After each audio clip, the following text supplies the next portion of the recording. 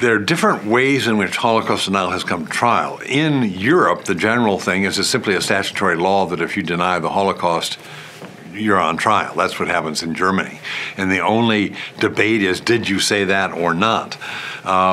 In Canada, where Zundel was on trial, there was no outright ban on Holocaust denial, but there was an old 19th century law that said in Canada it is a felony to consciously disseminate false information with the potential to cause public mischief.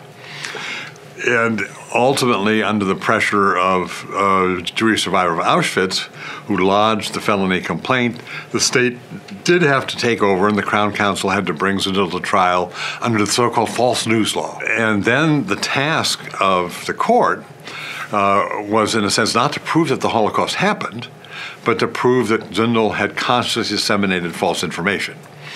And so you needed then historical experts that would, in effect, say, this is what his pamphlet says, this is why the pamphlet's wrong, and this is why the way in which it says that it's wrong shows that it was constructed dishonestly, with conscious attempt to mislead.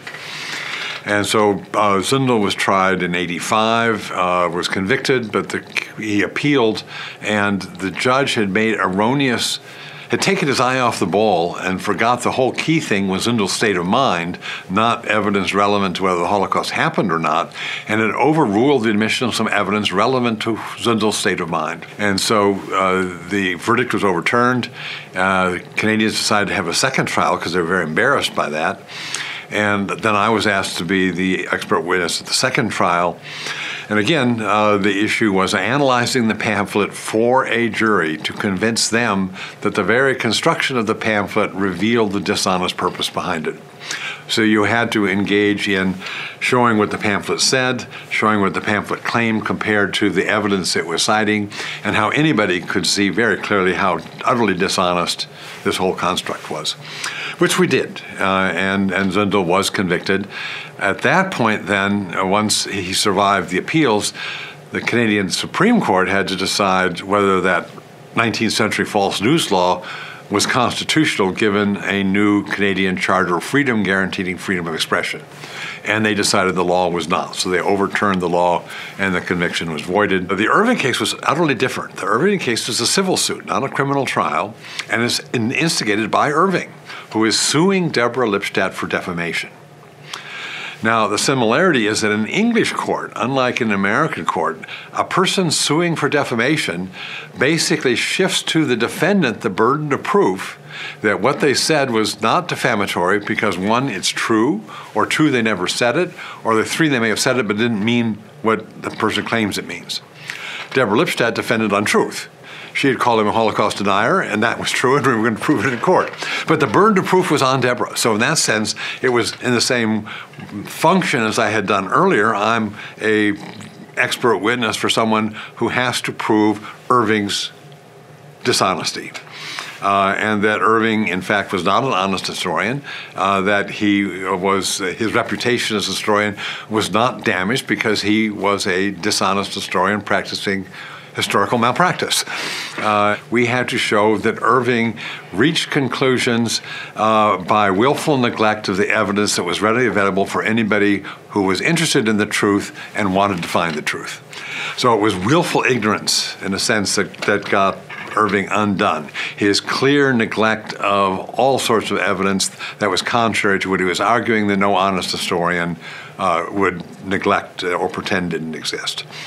But we had to document all of that. So in that sense, again, we had to show Irving's dishonest state of mind. And that's how the two trials were similar, even though they were utterly different laws. There was a civic trial, a criminal trial. Deborah was a defendant. Zundel was a defendant.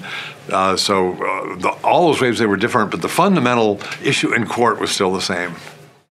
After the American and general world consciousness of the Holocaust begins, we become increasingly aware of how central the Holocaust was to the history of Nazi Germany and to Hitler, beginning in the 70s and particularly accelerating in the 80s.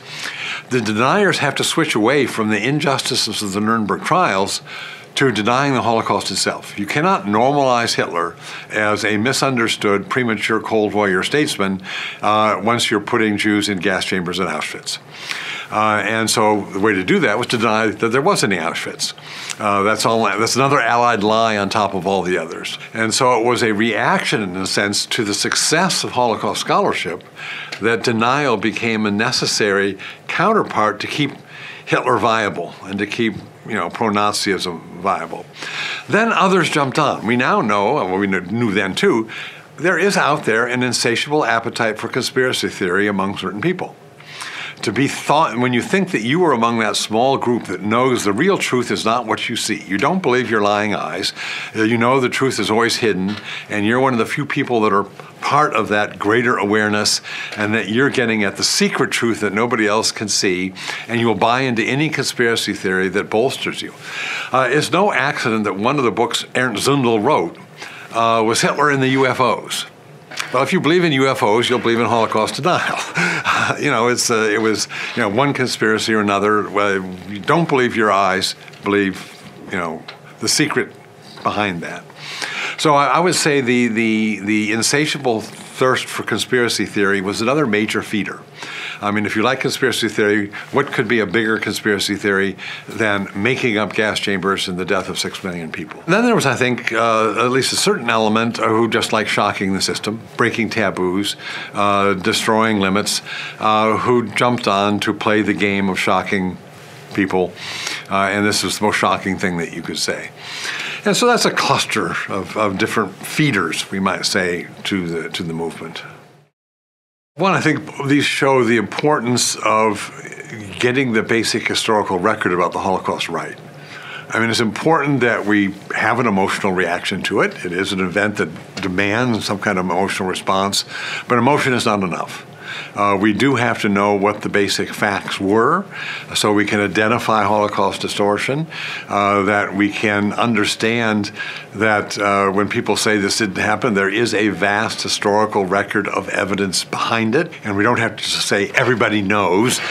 We can say, we know because we have all sorts of archival records and we've had all sorts of trials and know exactly how our knowledge of the Holocaust was established and remains firmly grounded in evidence, and that we can prove it as an historical event.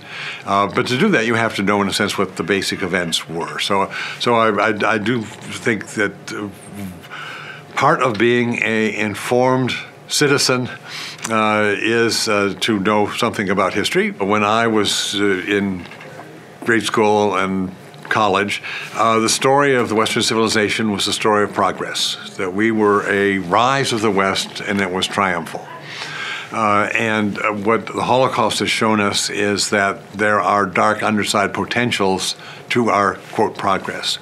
That while the nation state has become the standard way in which we organize human activity now, it's prevailed over every other form of political organization, and mobilizes people to do wonderful things in concert together.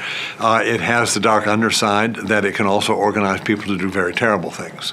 That we live in a modern bureaucratic scientific society, which enables us to produce a degree of wealth and advancement, scientific discovery, and whatever that 2 centuries ago would have been unimaginable. But at the same time, people can organize science and technology for killing people as well as expanding human life. And that human nature has no fail-safe. We like to think, well, there's certain things normal human beings won't do, but we would never do that. Because the Holocaust, in a sense, was the genocide of modern Western scientific society. It's our genocide. And one of the reasons we study it more than others, because it tells us more about ourselves than any other genocide, because we did it. And we did it in the sense of this was the product of modern Western scientific Christian civilization.